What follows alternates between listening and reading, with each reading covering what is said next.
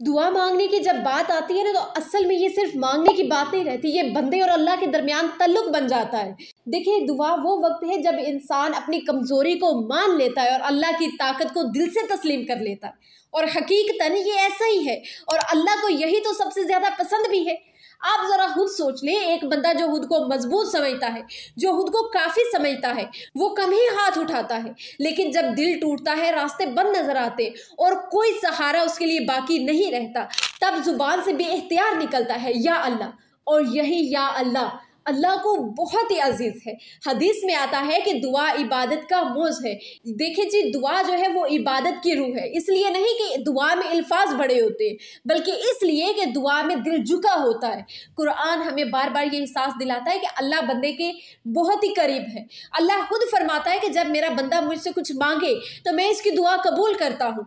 आप खुद जरा गौर करें, यहाँ ये नहीं कहा गया कि मैं कभी कबूल करता हूँ या सोच समझकर, बल्कि सीधी बात है कि मैं कबूल करता हूँ। अब कबूलियत की सूरतें मुख्तलिफ हो सकती हैं, लेकिन सुनना, तोजो देना और नजर में रखना, ये सब फौरन हो जाता है। अल्लाह को दुआ इसलिए भी पसंद है क्योंकि दुआ में आजिज़ी होती है। बंदा मांगते वक्त ये नहीं कहता कि मैं इस काबिल हूँ, बल्कि कहता है या अल्लाह मैं मुहताज हूँ, तू गनी है। और अल्लाह को वो बंदा बहुत ही ज्यादा पसंद है जो अपनी मुहताजी अल्लाह से छुपाता नहीं। इसीलिए नबी सल्लल्लाहु अलैहि वसल्लम ने फरमाया, जो अल्लाह से नहीं मांगता, अल्लाह ताला उससे नाराज हो जाता है। ये बात सुनने में शायद सहत लगी, लेकिन इसके पीछे मोहब्बत है। जैसे माँ को वो बच्चा ज्यादा प्यारा लगता है जो आकर अपनी जरूरत बताता है, जिद करता है, रोता है, बिल्कुल वैसे ही अल्लाह ताला को वो इंसान बिल्कुल पसंद है जो अल्लाह ताला से दुआ मांगता है, रो रो कर, गिड़गिड़ा कर सिर्फ अल्लाह ताला से मांगता है। दुआ मांगना दरअसल ये मान लेना है कि मेरे बस में सब कुछ नहीं, और यही मानना बंदे को अल्लाह ताला के करीब ले जाता है। कई बार हम कहते हैं कि मैंने दुआ की थी, कबूल नहीं हुई, लेकिन हकीकत ये है कि दुआ कभी ज़ाया होती ही नहीं है। अल्लाह वही दे देता है या इससे बेहतर दे देता है, या किसी आने वाली मुसीबत को उस दुआ के बदले में टाल देता है, और बाज़ दफ़ा अल्लाह ताला दुआ को आखिरत के लिए महफूज कर लेता है।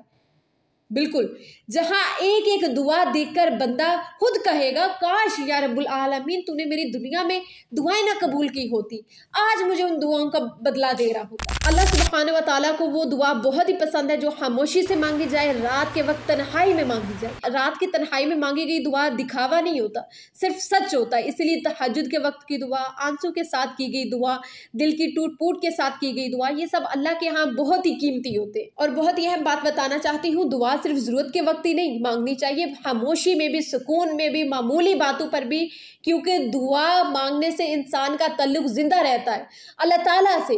अल्लाह को वो बंदा पसंद है जो हर हाल में इसकी तरफ रुजू करे, चाहे आंखों में आंसू हो या लबों पर मुस्कुराहट। असल बात यह है कि दुआ अल्लाह ताला पर इत्मीद का नाम है। ये कहना है कि या रब्बुल आलमीन मुझे नहीं पता आगे क्या होगा, लेकिन मुझे तुझ पर भरोसा है। और जिस बंदे को अल्लाह ताला पर भरोसा आ जाए ना, तो अल्लाह ताला कभी से खाली हाथ नहीं जाने देता। इसलिए हाथ उठाने से कभी ना हिचकिचाएं। लफ्ज कम हो, जुबान लड़खड़ा रही हो, आंखों में आंसू हो, कोई मसला नहीं, अल्लाह ताला सुन रहा है, अल्लाह ताला आपको नवाजेगा भी। राइट टाइम का वेट किया करें। अल्लाह सुब्हानहू व तआला दिल की सुनता है, और दिल से मांगी गई दुआ अल्लाह ताला को बेहद पसंद है। तो आज ही नमाज अदा करें, तहज्जुद अदा कर ले, और उसके बाद अल्लाह ताला से रो रो कर, गिड़गिड़ा कर दुआ मांग ले। इंशाल्लाह अल्लाह पाक आपकी हर दुआ को कबूल करेगा।